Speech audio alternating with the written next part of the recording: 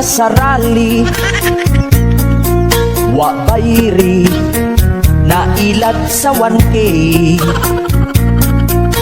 Sila kuno gipasaligan 1K ulob sa muuban.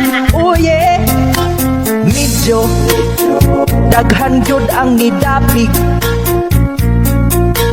tungod sa ilang pasalig. Gusto sa mga na nagrally impeach si Sara Duterte.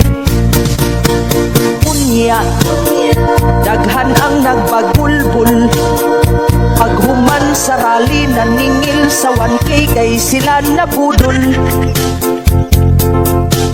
Daghan ang gipasaligan nga sila hatagan, usa ka libo ang kutob sa muuban. Busa ilang gipaninglan, naglagot ang uban, ni pauli na lang kay wala gibayran. Oh yeah, atay wa bayri ang niintra sa rally, nailad sa 1K bisag pamasahi, wala gyud hatagi.